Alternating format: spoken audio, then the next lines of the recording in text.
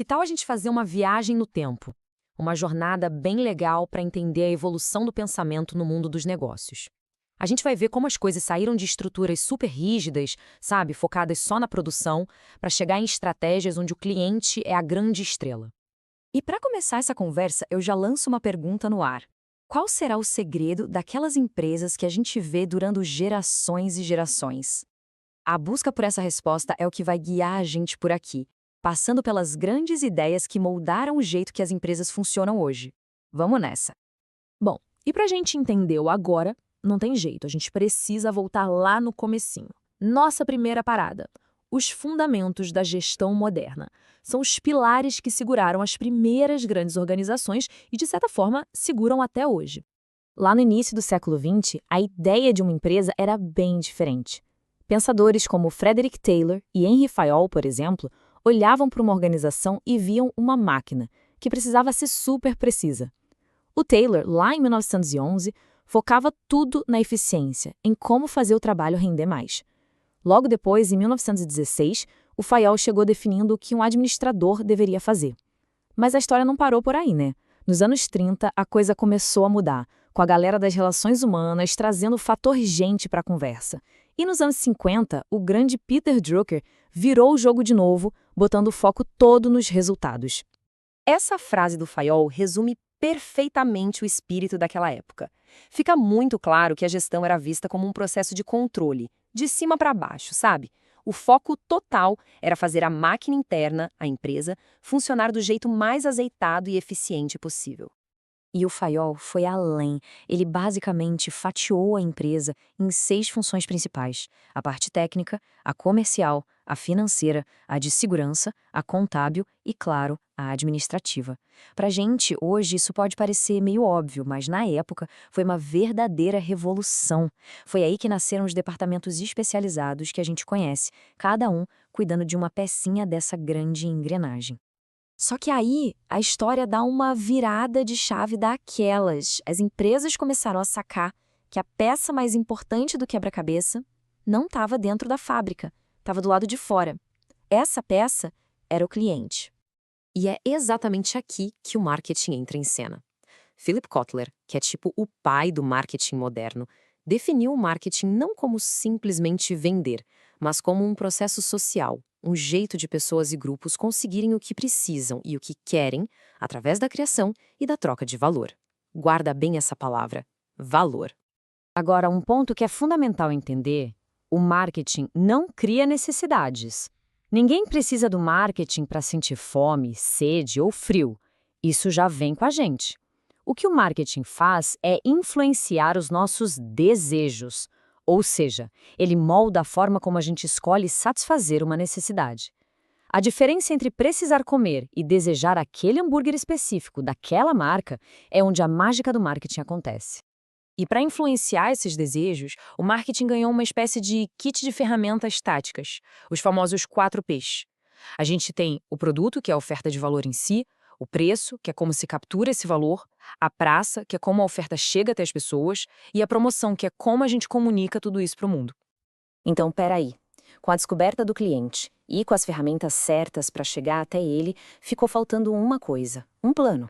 Era preciso um jeito de conectar a máquina interna da empresa com esse mundo externo que acabava de ser descoberto. E foi aí que a estratégia moderna começou a nascer. E essa foi uma mudança de mentalidade, assim, brutal. A gente saiu de uma lógica de dentro para fora, onde a empresa pensava: eu sou bom em fazer isso, agora preciso achar quem compre, para uma lógica de fora para dentro, que é o que as pessoas lá fora precisam. Ah, é isso? Então é isso que nós vamos fazer. O objetivo mudou de vender o que a gente produz para produzir o que a gente consegue vender. Faz toda a diferença. Nesse novo cenário, o marketing ganha um papel totalmente novo, um papel estratégico. Ele vira tipo a antena da organização, sabe? Fica ali, captando todos os sinais do mercado, o que está na moda, o que as pessoas precisam, o que a concorrência está fazendo e trazendo toda essa informação para dentro de casa para guiar as decisões mais importantes. E qual era o objetivo principal dessa antena? Era construir uma vantagem competitiva sustentável. E o que é isso? Não é só ser diferente. É ser diferente de um jeito que seja importante para o cliente e, ao mesmo tempo, muito difícil para os concorrentes copiarem.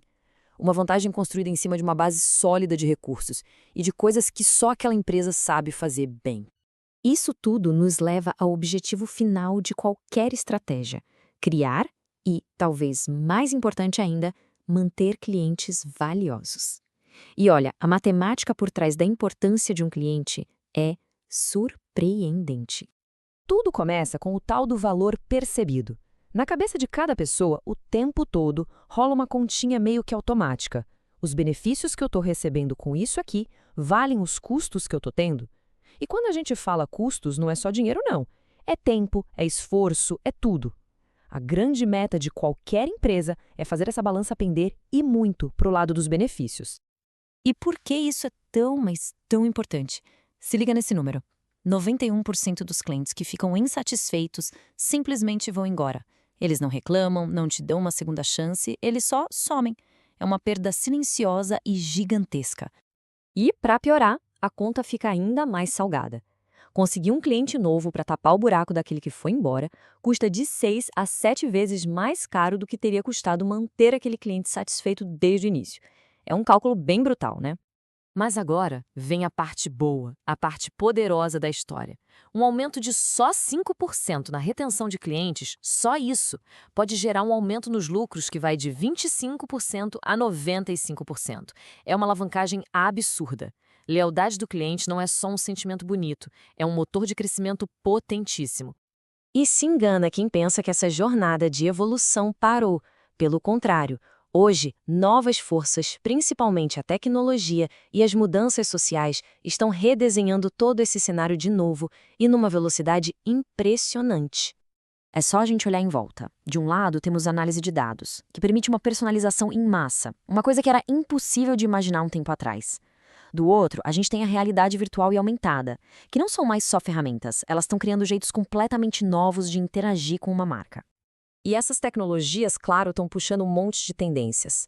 A gente tem a personalização em escala, movida por dados, as redes sociais que viraram verdadeiros shoppings, as experiências imersivas que criam memórias e, nos bastidores, a automação organizando toda essa jornada do cliente para que tudo pareça perfeito.